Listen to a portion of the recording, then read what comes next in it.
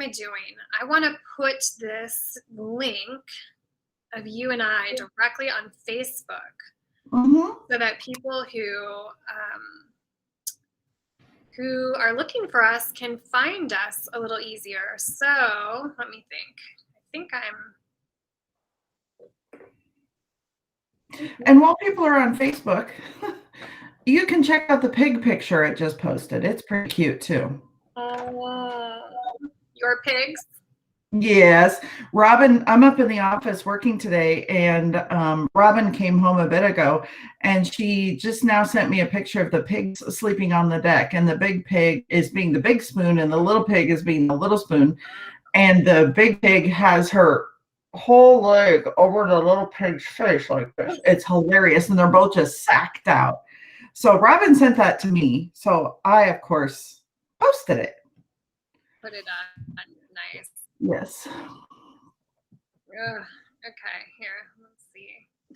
I'm having problems typing. C and I talk about things. That's the title I've given it. How has it been for you, Jen, to not do Compline? It has been good and strange because I held that space for such a long time. And, I kind of eased out of it because we took a break over Christmas. And so it wasn't like cold turkey, I guess. But after the holidays, hey, Marilou, hi, Jesse. Hi, Marilou, Jesse. Now that I'm back in the regular rhythm of work and I don't have that space, that has been strange. But also, like last night, I cooked dinner. Yeah, so you got to be with family. Yeah, so I cooked and we sat down and we ate dinner together, and I moved around for bath time and bedtime, and that just hasn't been the way my weekdays have been. That must have felt anchoring. Yeah, it's like, oh, hi, family. I'm not just running in and out on you so that was nice. But it's always strange to do something different. It's been many months. Didn't you start that in March when things locked down? That is a long time to hold that space. Hi, Tammy. Good to see you. It's a long time. Yeah. So, and I struggle with disappointing people. I try really hard to project like, I'm fine. But I hate feeling like I'm letting something go. So I'm struggling a little bit. I'm so happy that this is the week Matthew started, because that made me feel like, someone else is holding that space for folks who really felt like they needed an anchoring. So. Yes. Oh, Marilou says Matthew's doing a great job of holding that space. I've tuned in a couple of times as well. I'm so glad that has been your experience. Yes, me too. And Matthew's fantastic. So I look forward to that space evolving and just becoming a sweet little thing. Yes, exactly. So, hey, it is the second, we're approaching the second Sunday of Epiphany. And it occurs to me that this day is also busy and crazy in the world, just like last Wednesday was for us. Yeah. Which is So we're just catching each other on this wild energy of disruption and. Yes. So how have you moved through the last week, C? Well, something that I've noticed over the last 7 days is if I don't, interesting you mentioned this about your home time and bath time and cooking dinner. If I don't do those tactile things around my house, I really feel unmoored. And doing the laundry and sitting down and eating with my spouse and watching a TV show and petting my animals, all of those things that are tactile that use the five senses really help me to replenish and restore. We don't have kids in our home. And so it's a quiet place. And I have found that really, really helps. I've also been paying more attention to my body. We started out last week with a meditation, which was really around the body and the messages the body sends. And so I've been noting when I'm feeling that knot of anxiety kind of rise up, and taking a break from news or whatever it is that's causing the anxiety. So that's how I've moved through my week. How about you, Jen? Yes. The evening ritual stuff is very anchoring. It makes you feel human again, kind of. Yeah, that's a great way to put it. Yeah. So I also, maybe it was last week, I started walking the dog again. And I haven't done that since the beginning of COVID. At first, because I was like, do we go outside? I don't know. Do we go outside? No, we don't go outside, right? So I stopped walking the dog, poor dog. And then everything just was moving so fast all the time. I couldn't. This has been an odd, the only other time in my life that I have felt so disrupted were the 9 months I was pregnant. Interesting. Yeah, where I just felt like I am totally, everything is out of my control. I don't even recognize myself in this space. I felt very, very similarly during much of the last, it's been like 10 months or something. I can't do math. And coming back to myself post-pregnancy and becoming a parent was a really long thing. But there's some weird similarities. Like I walk the dog again and I'm like, oh, I remember this. I remember who I am in this space. Really sounds weird. I know. No, I love what Rusty just put. Her brokering went to a therapist who said, touch the earth every day if you need to come back. And he said he didn't need to come back. And I wanted to read something if I can find my book. Oh, my computer is sitting on it. Never mind. I'm not going to read it. All right, I'll read it, but it's going to look funny. Hello. Today, this is the book, My Grandfather's Blessing by Dr. Rachel Remen. Her dad was an Orthodox rabbi, and she kind of gives a bunch of grandfather vignettes. And one of the things she says in this book about people dying is many people who are dying have taken their masks off and let go of lifelong roles and self-expectations, ways of being that are not genuinely their own. At first, they may let go of these things because they do not have the strength to hang on to them. But later they let go because it has become clear at last that these things do not really matter. They have come home to themselves. And in their presence, we can come home to ourselves as well. Isn't that beautiful? Yes. Will you send that to me later? Sure. Okay. Sure. Absolutely. Yeah. Okay. So we are talking about the lectionary text for January 17th, the second Sunday of Epiphany. Where should we start? Where would you like to start? Well, I noticed within myself quite a little response while reading the words by Paul, which is not surprising to myself, not surprising to me. But I really don't care where we start, any or all. The Psalm, 1 Samuel, 1 Corinthians. I don't care. Yeah, why don't we start with 1 Corinthians since you've like teased us with it? Now we're like, what? I know, right? Okay. So it's 1 Corinthians. I know. 1 Corinthians 6:12-20 says, all things are lawful for me, but not all things are beneficial. All things are lawful for me, but I will not be dominated by anything. Food is meant for the stomach, and the stomach meant for food. And God will destroy both one and the other. The body is not meant for is meant not for fornication, but the Lord, and the Lord for the body. And God raised the Lord and will also raise us by his power. Do you not know that our bodies are members of Christ? Should I therefore take the members of Christ and make them members of a prostitute? Never. Do you not know that whoever is united with a prostitute becomes one body with her?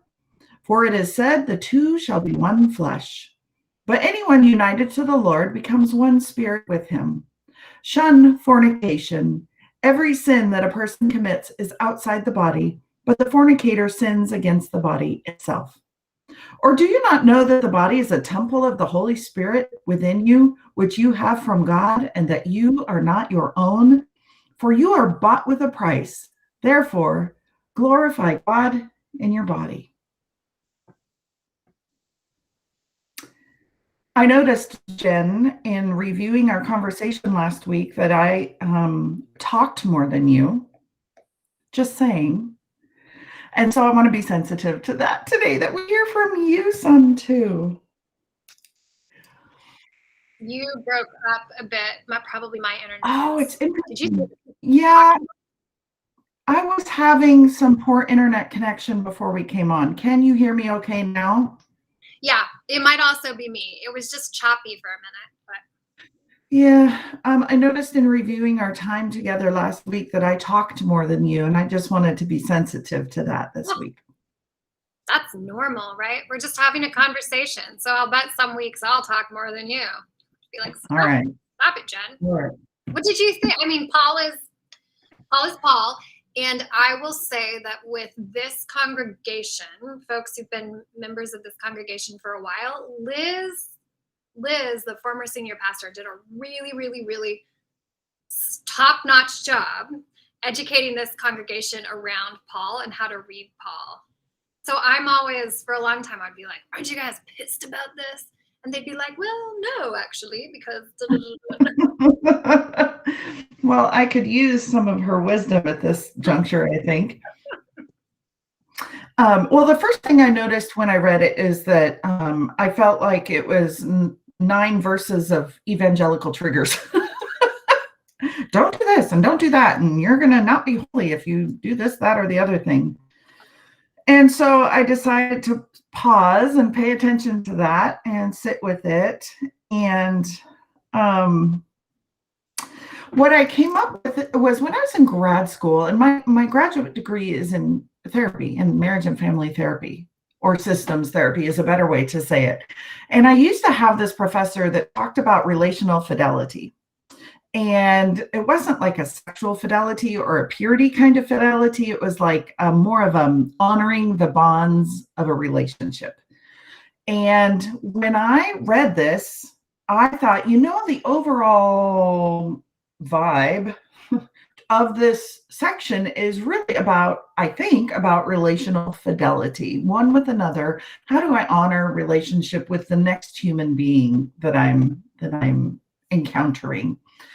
And so that set me in a bit more of a grounded place in thinking about Paul. And I just wanted to share, Jen, when you preached 2 Sundays ago, it was a different subject, but you said a centering ethic around how we live, how God is in the neighborhood, how we live out God in the neighborhood, a centering ethic.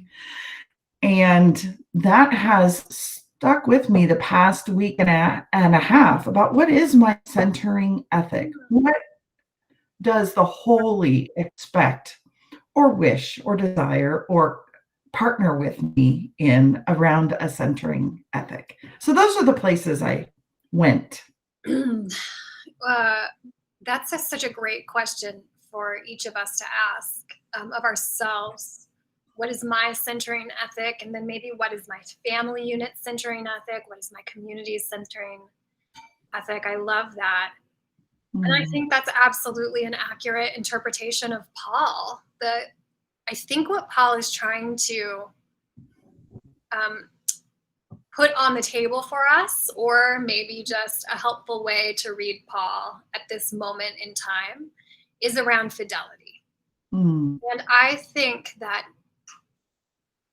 you know, the what Liz did in terms of helping with interpretation is to locate Paul really firmly in his culture.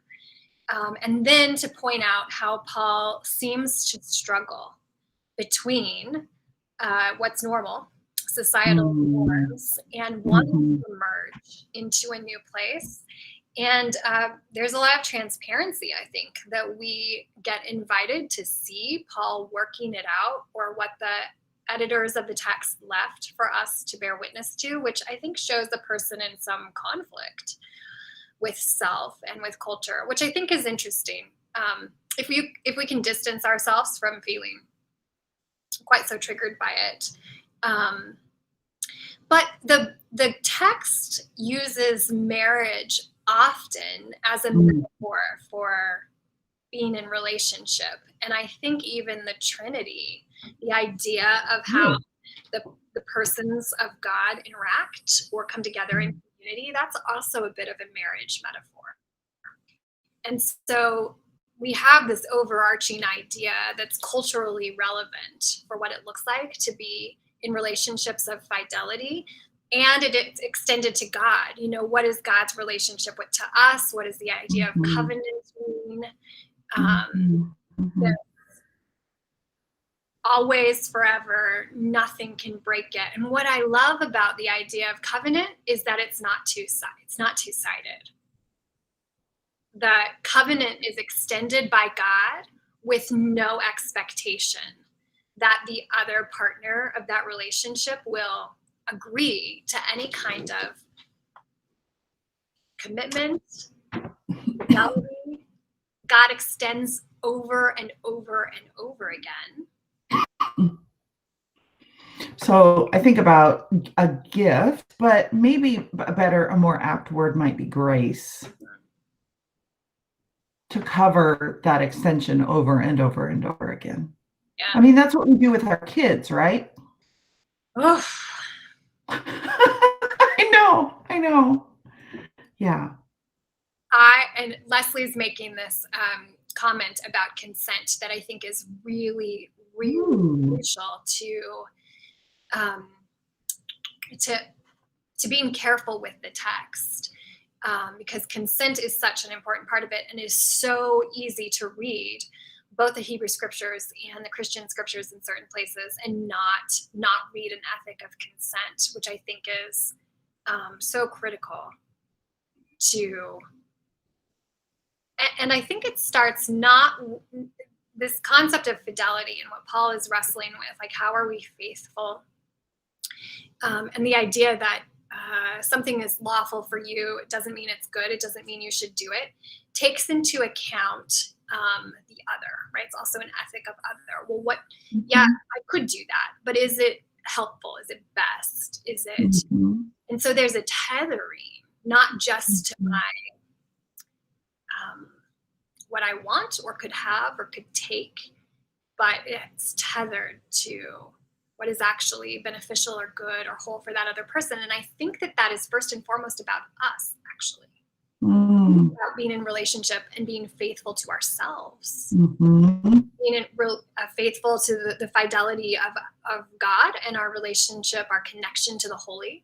And I think those two things have to be our primary relationships, which I think he's using marriage as a metaphor for a relationship before we extend ourselves outward. So Leslie, oh my gosh, I love what you are saying. Maybe fidelity and consent. These texts have kept me away from religion previously. Leslie, thank you for saying that. I was thinking about how I wish that I had the presence of mind within myself to think about. I was too young. I really should give myself grace for that. I was too young to think about myself in terms of autonomy. Is this the way I'd like to bring my personhood into a relationship with something that's divine? Is that something I even want? Is that something that would be good for me or beneficial for me? How will this play out in my life?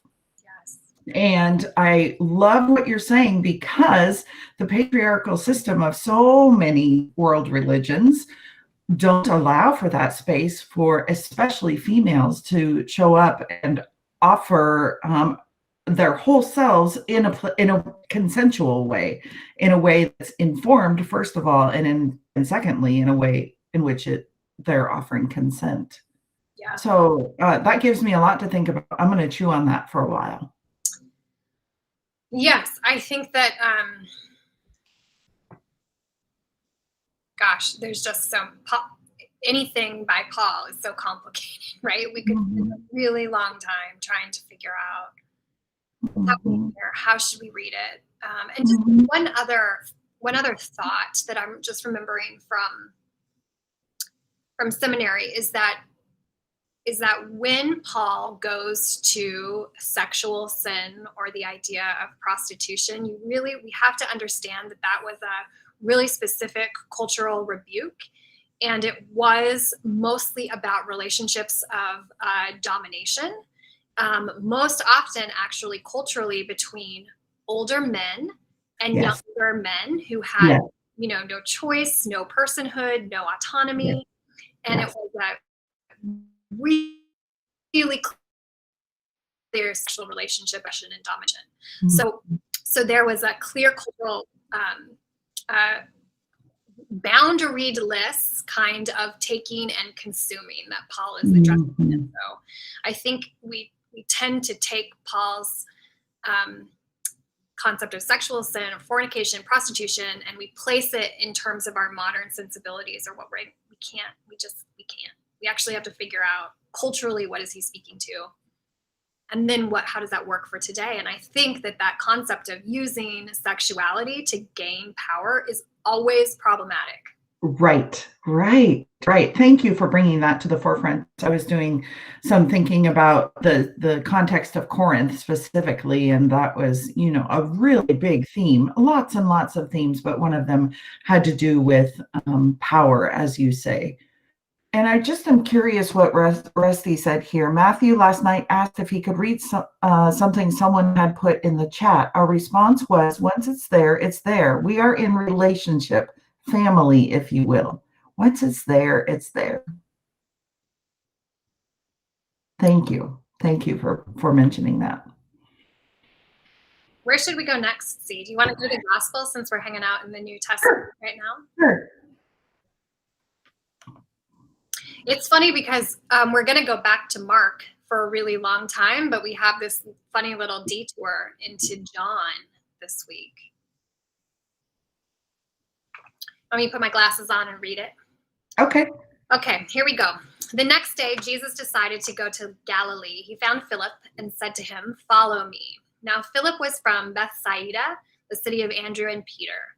Philip found Nathanael and said to him, "We have found him about whom Moses in the law and also the prophets wrote, Jesus, son of Joseph from Nazareth." Nathanael said to him, "Can anything good come out of Nazareth?" Philip said to him, "Come and see." When Jesus saw Nathanael coming toward him, he said of him, "Here is truly an Israelite in whom there is no deceit." Nathanael asked him, "Where did you get to know me?" Jesus answered, "I saw you under the fig tree before Philip called you." Nathanael replied, "Rabbi, you are the Son of God. You are the King of Israel." Jesus answered, "Do you believe because I told you that I saw you under the fig tree? You will see greater things than these." And he said to him, "Very truly I tell you, you will see heaven opened and the angels of God ascending and descending upon the Son of Man."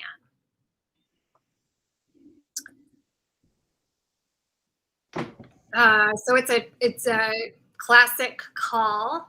Yes, right.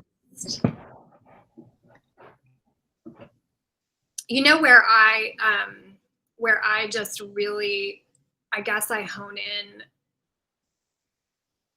on around this text is two things. This idea of being in relationship. I guess it's just building on what Rusty said. There's a call to just come with me, come be with me, come do life with me. And it's never a private religious experience with Jesus. It is always come with me. And that idea of the necessity of relationality and also being in community. Something I actually don't love very much, because I like to be by myself and think my own thoughts. And I am not a person who has ever had a ton of friends around me or likes to go to the big parties. And I kind of have this fantasy about being a hermit in a little cave somewhere and being just my own spiritual self. But it's counter to the text, to how Jesus talks about being in relationship. And so for me, that's always provocative to be reminded of the necessity of community. And then Jesus saw Nathanael. Jesus sees Nathanael. And when he says something about the truth of Nathanael, he says something like, here's the truth about who you are. And Nathanael's like, wait a second. How do you know that did you see me? How did you? And Jesus is like, I saw you. Yes. And that's so powerful to me. And so at the core of who Jesus is, Jesus sees him and sees the truth of him. Mm-hmm. And that's, to me, that's so powerful. It is a knowing. And something I really appreciate about the way you interact with scriptures is the not necessarily literal way in which I grew up with ministers interacting with scriptures. And what I think about in this moment when you say Jesus sees Nathanael is I think of a very comforting seeing. Literally, he saw him under the fig tree, and metaphorically, he sees Nathanael. When I think of being seen, it's very validating. My existence is validated, not necessarily the shame-based, I saw what you did, but I see who you are. Oh, you just got me, because that is so true. The difference between I saw what you did, Mm-hmm.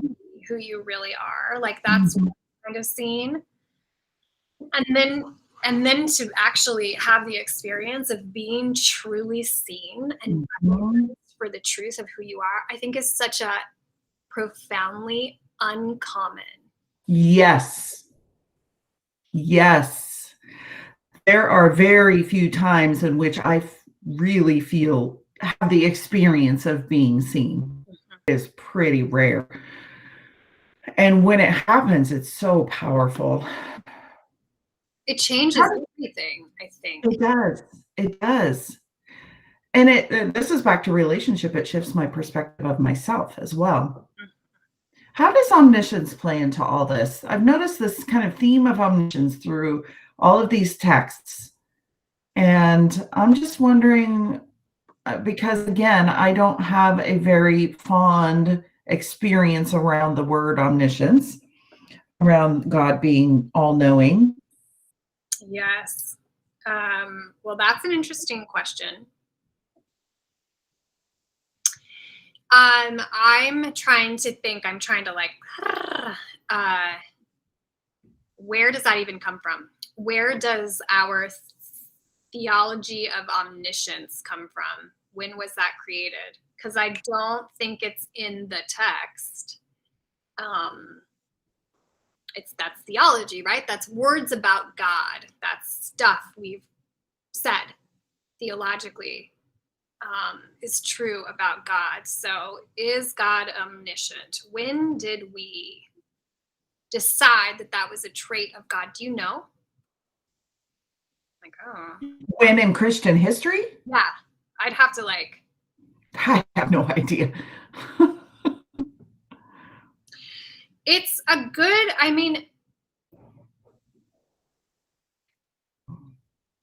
it really depends. Is that something you need to believe about God? Is that something we need to believe about God? So there's a difference between doctrine and dogma, right? Mm-hmm. It just occurred to me, Jen, this idea of co-creating. I believe in God as a co-creating God, not as a God that imposes creation upon us, so to speak. What about a co-creation of knowledge or growth or whatever word you want to use in place of omniscience. Yeah. I mean, it is, I'm sure, a heresy at some level, but I don't subscribe to a God who's omniscient or omnipotent, or don't think that that's who and how God works, because if it's a problem of evil, right? If God is those things, how does God allow for? And I can't wrap my brain around that. Right. But I like the idea of co-creating, also knowledge, like knowledge of the universe unfolding, Yeah. who we are unfolding. And it's interesting that you said that, because this phrase, under the fig tree, it's sort of a euphemism for knowledge. And it's used in ancient literature and in the Hebrew scriptures as well. If you are under the fig tree, or if that phrase has been used, there's something about knowledge or learning that is meant to draw up. And so there is something deeper about knowing and knowledge happening in this text. Yes. Yeah. I love that. And Rusty said, God is not Santa. Yeah. Well, my 6-year-old thinks God is like Santa. I've gone awry somewhere. That's a whole different conversation, right, Jen? Different conversation, yes. We could sometime have that parenting conversation. Anything else about the gospel text, C, or do you want to move somewhere? I think I'm good. I don't know how our co-participators feel, but I'm good to move to 1 Samuel if you are. Co-participants, or Psalm 139, either one. Which one would you like me to read? You choose. And okay. Read. 1 Samuel 3, 1 through 10, and 11 through 20. Okay, so now the boy Samuel was ministering to the Lord under Eli. The word of the Lord was rare in those days. Visions were not widespread. At the time, Eli, whose eyesight had begun to grow dim so that he could not see, was lying down in his room. The lamp of God had not yet gone out, and Samuel was lying down in the temple of the Lord where the ark of God was. The Lord called, Samuel, Samuel, and he said, Here I am, and ran to Eli and said, Here I am, for you called me. But he said, I did not call, lie down again. So he went and lay down. The Lord called again, Samuel. Samuel got up and went to Eli and said, Here I am, for you called me. But he said, I did not call, my son, lie down again. Now Samuel did not yet know the Lord, and the word of the Lord had not yet been revealed to him. The Lord called Samuel again a third time, and he got up and went to Eli and said, Here I am, for you called me. Then Eli perceived that the Lord was calling the boy. Therefore Eli said to Samuel, Go, lie down, and if he calls you, you shall say, Speak, Lord, for your servant is listening. So Samuel went and lay down in his place. Now the Lord came and stood there, calling as before, Samuel, Samuel. And Samuel said, Speak, for your servant is listening. Then the Lord said to Samuel, See, I am about to do something in Israel that will make both ears of anyone who hears of it tingle.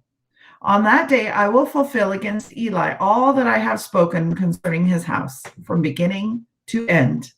For I have told them that I am about to punish his house forever, for the iniquity that he knew, because his sons were blaspheming God, and he did not restrain them. Therefore I swear to the house of Eli that the iniquity of Eli's house shall not be expiated. What's that word? Expiated. Shall not be expiated by sacrifice or offering forever. That's 3:14. Samuel lay there until morning. Then he opened the doors of the house of the Lord. Samuel was afraid to tell the vision to Eli. But Eli called Samuel and said, Samuel, my son. He said, Here I am. Eli said, What is it that he told you? Do not hide it from me. May God do so to you and more also if you hide anything from me of all that he told you. So Samuel told him everything and hid nothing from him. Then he said, It is the Lord. Let him do what seems good to him. As Samuel grew up, the Lord was with him and let none of his words fall to the ground. And all Israel from Dan to Beersheba knew that Samuel was a trustworthy prophet of the Lord. Whew. Oof.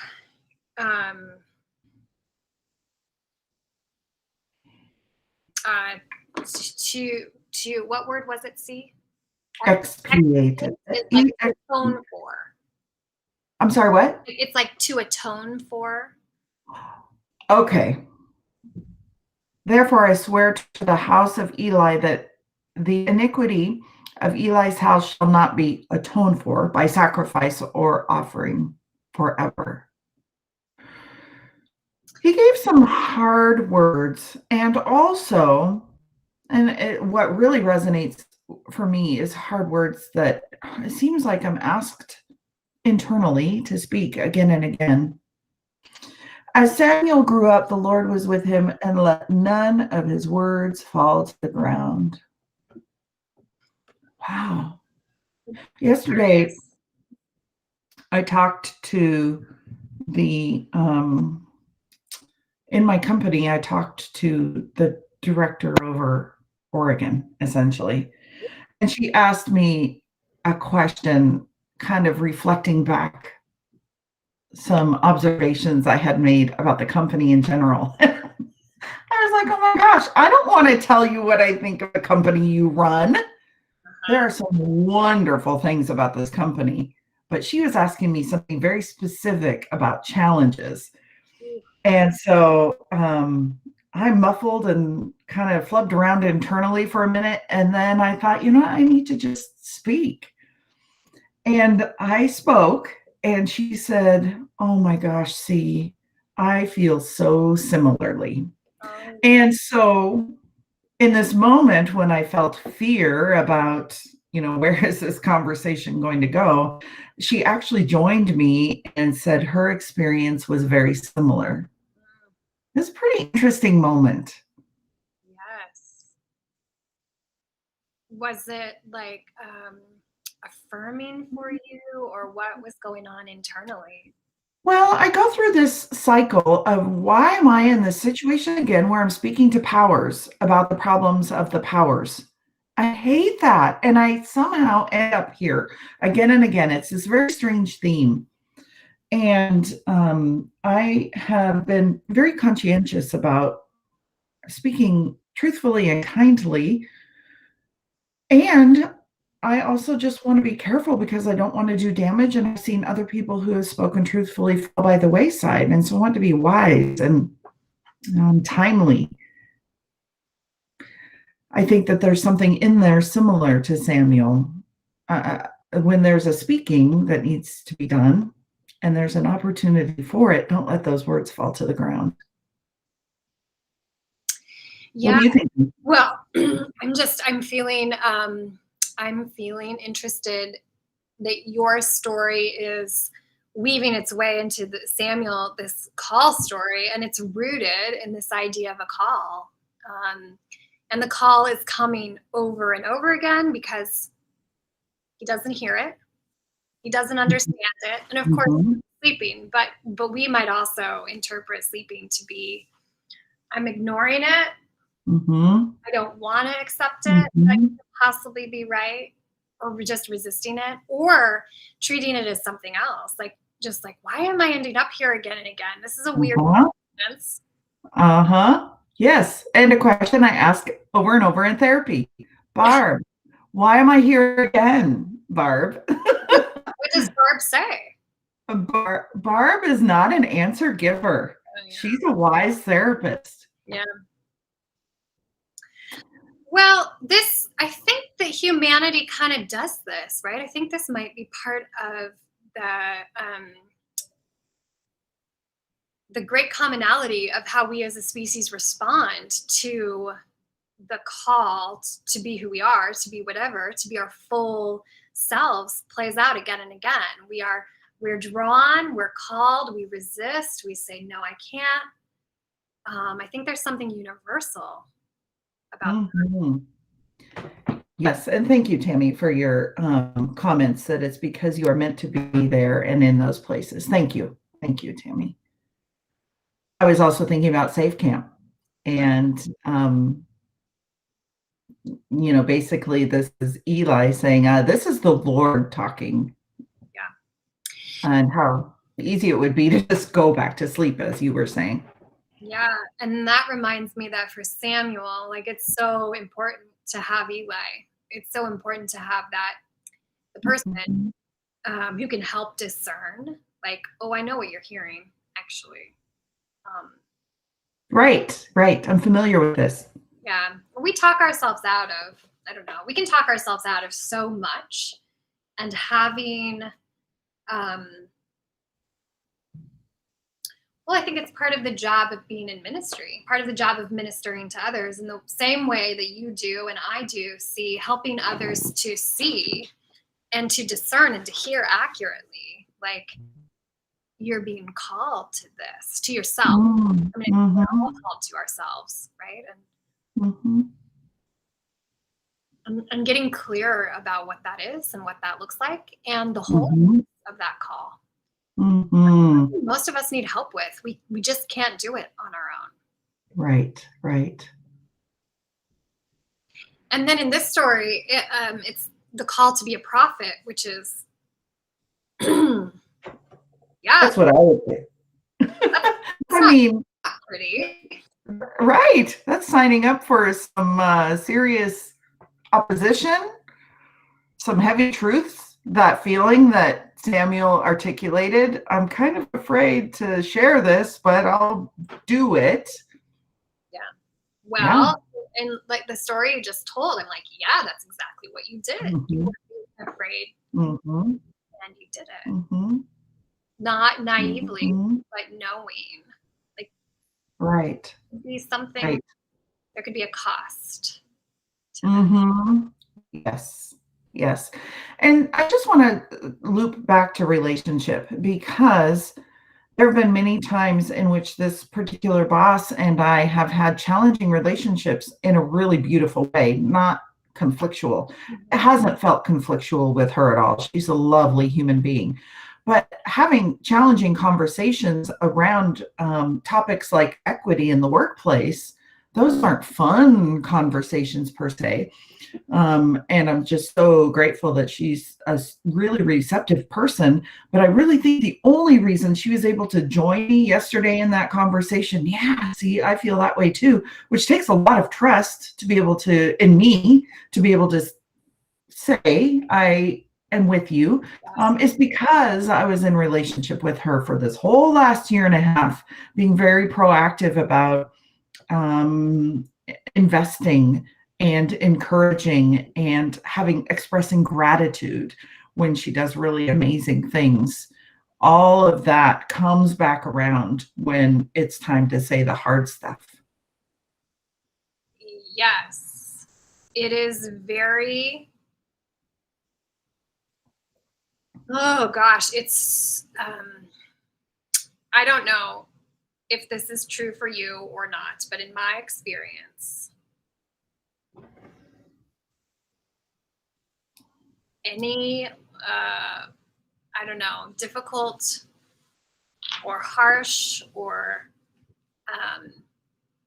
any message that I try to send outside of relationship that's not purely affirming or like very rarely goes anywhere at all.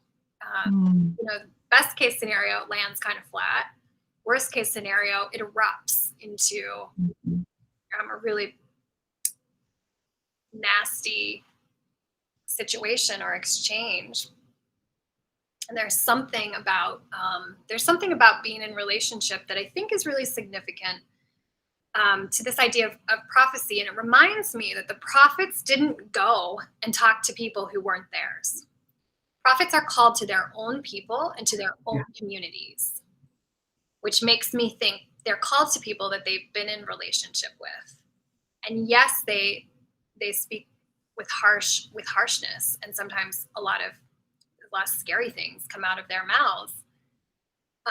But they're not going outside of their community or context. I had a seminary professor who once said that prophets prophets had to love their community first. In order to do the work of being a prophet, you have to love the people to whom you're called. If you don't, then you're not actually called there. I guess I also think about King, because Martin Luther King is in my brain as we're coming up to Martin Luther King Jr. Day, and thinking about King's love for the church and belief the church could do better and be transformative in the world. It was his undergirding in that belief that caused him, I think, to have the resilience and to have the platform within the faith community. And it's just something about that that's really critical. And this is why I feel legitimately confused about the faith leaders, especially the white, cis, straight faith leaders who represent Protestant Christianity, who post on Facebook or social media or wherever following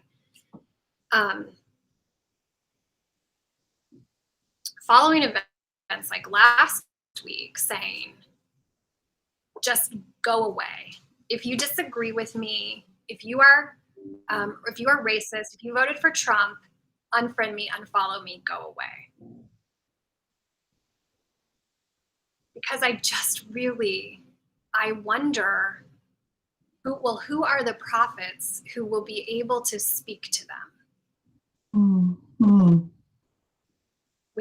Because if you're not in some kind of relationship, I don't mean relationship without boundary setting, without being able to speak the truth, without being able to be clear. But if we just cancel culture, everyone who's not exactly aligned with us, that's very confusing to me. And you engaged with me a little bit on that post. I'm just curious about, because now we're talking about relationships and being a prophet and how this all comes together. Well, I frequently have two experiences when engaging in this conversation, and I so appreciated your check. Let's pause and think about this kind of encouragement that you were posing on Facebook. Let's think about this before we cut off relationship. Isn't that, after all, what our faith demands, is that we be in relationship? So I have that experience. And then there's the part of me that says, and this is the part of me that is the marginalized part, that says, no white cis het person can tell me to stay in relationship with X, Y, or Z person. But somebody really brought to the forefront what that's about, and that's about healthy boundaries. That's about not allowing somebody access to my soul that's going to damage me. That's not what you were saying. But there's a reactionary part of me that goes into self-protection mode and says, I'm going to be really hurt/damaged, more than hurt, damaged, if I stay in that space. So, I mean, as I've alluded to before, I have these two conflicting experiences, and, this rational part of me, human loving part of me, really is conflicted with the person that kills our siblings that are transgender and Black. I feel it in my core. I want to scream and sob. And I'm supposed to be in relationship with that person. There's just a part of me that says, no, I can't do that. So yeah, and I don't know that you are. Like, I actually don't know that you are supposed to be in relationship with that person.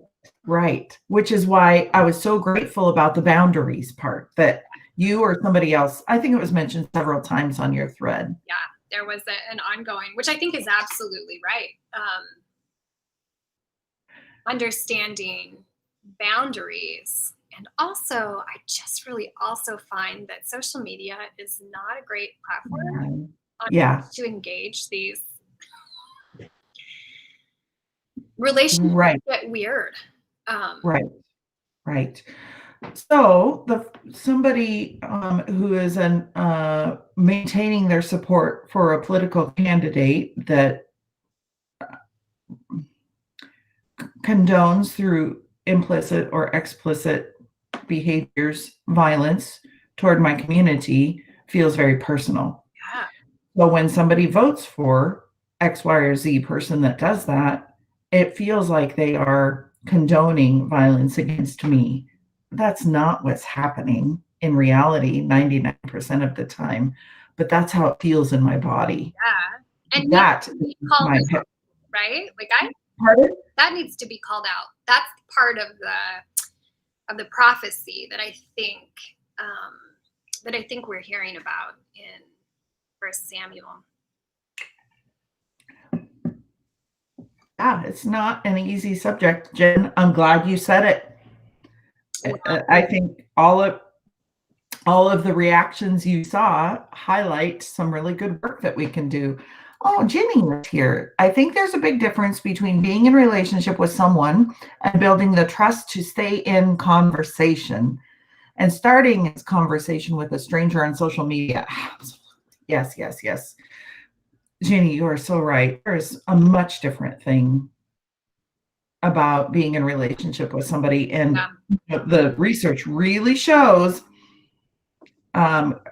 Protestant Christians who come around to being open and affirming with LGBTQ plus persons do it because they're in relationships. Somebody they love is LGBTQ. Yep. So what you're saying, Ginny, is precisely how change happens. Yeah.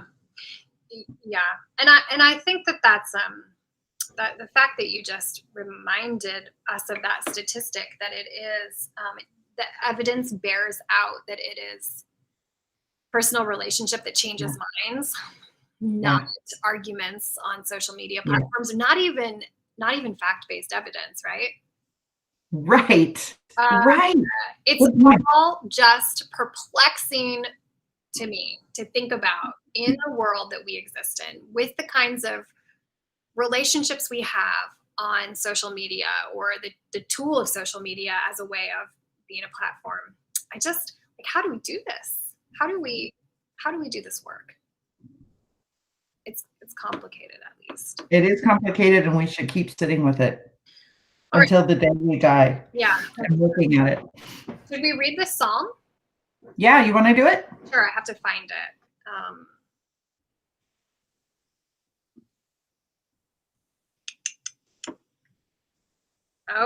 It's a chunked up one. So 139, 1 through 6, and then 13 through 18. O Lord, you have searched me and known me. You know when I sit down and when I rise up. You discern my thoughts from far away. You search out my path and my lying down, and are acquainted with all my ways. Even before a word is on my tongue, O Lord, you know it completely. You hem me in, behind and before, and lay your hand upon me. Such knowledge is too wonderful for me. It is so high that I cannot attain it. For it was you who formed my inward parts. You knit me together in my mother's womb. I praise you, for I am fearfully and wonderfully made. Wonderful are your works that I know very well. My frame was not hidden from you when I was being made in secret, intricately woven in the depths of the earth. Your eyes beheld my unformed substance. In your book were written all the days that were formed for me, when none of them as yet existed. How weighty to me are your thoughts, O God! How vast is the sum of them! I try to count them. They are more than the sand. I come to the end. I am still with you. Well, that just made me think, there's where some of that omniscience comes from. Yeah, exactly. And I think then we forget that this is poetry.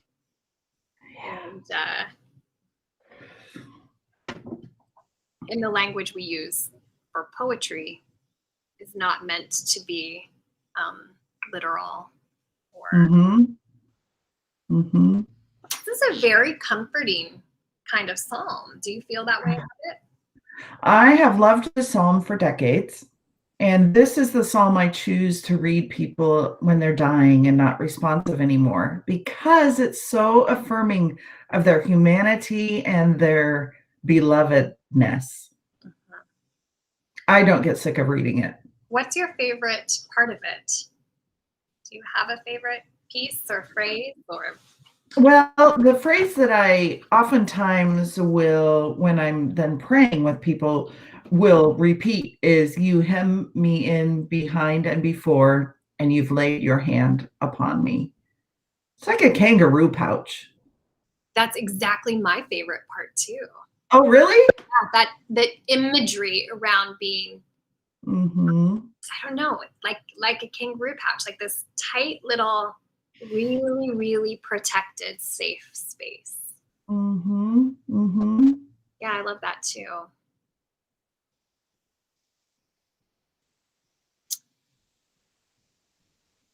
I also love the way it ends. The idea that I come to my end. I am, which I imagine is very powerful when you're in the moment of death. Right, exactly. And I also love the element of God, the experience of God is so vast, I couldn't ever possibly understand. And yet your presence is still comforting. You're still with me, even though I don't understand. Lori says that's one of her favorites too.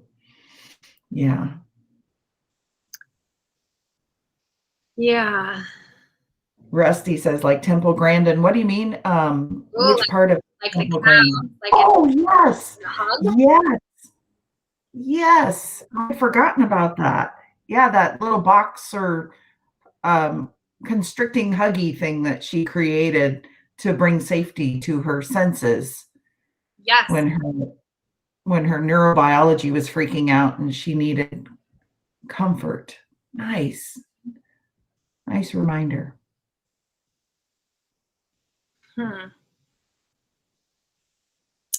Yeah. Do you ever see like you're just untethered and you're kind of like floating? You're maybe above your body, or you're just not. Sometimes I have this sensation that I'm just not tethered, and that thought I've even, I think, actually articulated before. Like, I just need something to push me back down. I'm just wondering how universal that desire to be held is. And this is a time in pandemic when we're so we can't touch each other. And I know some people who need a lot of physicality or really struggle.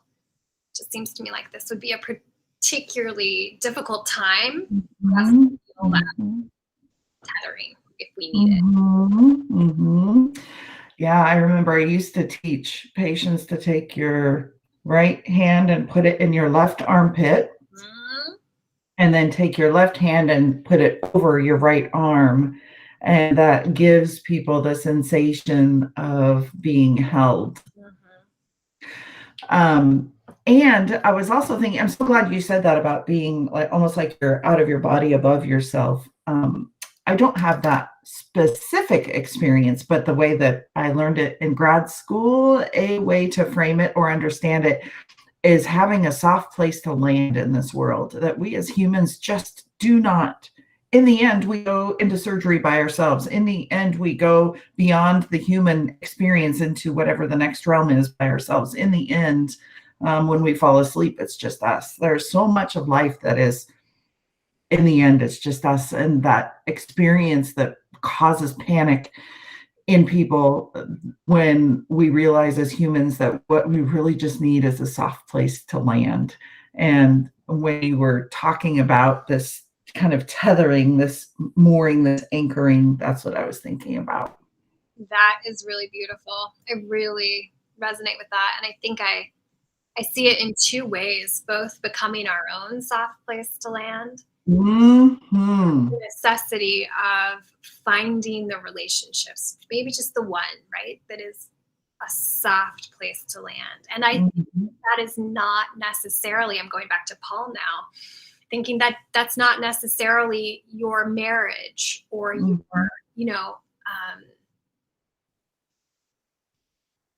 maybe it's community. Maybe it's a deep friendship. Maybe it's, I don't know what it is, but I think that it's really essential to the human experience. It is. And the thing I've enjoyed most about my 40s, I'm ending my 40s in a few months. And the thing I've enjoyed the very most is acknowledging and valuing the soft place I can create for myself to land. When I was 23, I was a fit of emotions because other people around me were creating that for me. And in the end, that was something lovely I could provide myself. And then when somebody else sees me and provides that soft place to land, that's a bonus. Yes, right? Yeah, because I think that we spend so much of our time trying to figure out how to, like, give me what I need, see, make this okay, metabolize my emotion. I just want to feel okay. Can you do that for me? And I think that many of us, like I'm in my 40s as well, it takes a lifetime to begin to learn how you can do that for yourself. And this is why when people say, there's nothing new to learn. Like I'm bored. I'm like, oh my gosh, are you serious? Because just the internal experience of being a human is so unfathomably deep that if we turn there, we'll never stop learning more about who we are and who we can. Again, we've spoken for an hour, and to me it feels like 20 minutes. 12 minutes. Yes, it sure does. I've so enjoyed it, Jen. Thank you. Yeah, thank you. Any closing thoughts or comments? Next Wednesday, it will be yet another important day. Oh my gosh. Okay. Well, what I will tell you is I would love to arrive to our time together with some other anchoring something. I don't know if I'll light a candle and we'll have just moments to be in good presence with one another or what, but that would be a good day. Really helpful if you would anchor us. And I'm just thinking, I was in a national call with some faith leaders yesterday. And so we know that there are things being planned for the 16th, maybe the 17th, 19th, not only in DC, but in capitals around the country. So yeah, it feels like a really tumultuous and dangerous moment. So I'm looking forward to you beginning us in that spot next week, because I think I feel like I'll need it. As will I. Oh, friends, thank you so much. Thank you for interacting in the comments. It really enriches and enlightens our time together. It does. Thank you. And next week, I think, folks, if you have a question, if you have something that you're particularly wrestling with something that comes up in the lectionary texts, or you just want to give your interpretation of something, I think feel free to do that. Yes. Like our conversation. Yes. As I've said, I'm not a Bible scholar, and I so love when other people add to the conversation. Even if I was a Bible scholar, I would want that. Yeah, and that's the only way the Bible is supposed to be studied, right? That's why it's always supposed to be in community that we come together. Right. Because my perspective, your perspective, it's never the full thing. Yes. Thank you, Steve. Thank you, Fred. Thank you. And blessings to you, Jen, and blessings to each one of you who have listened during this hour and will listen in the future. See you next week. Okay. Bye-bye.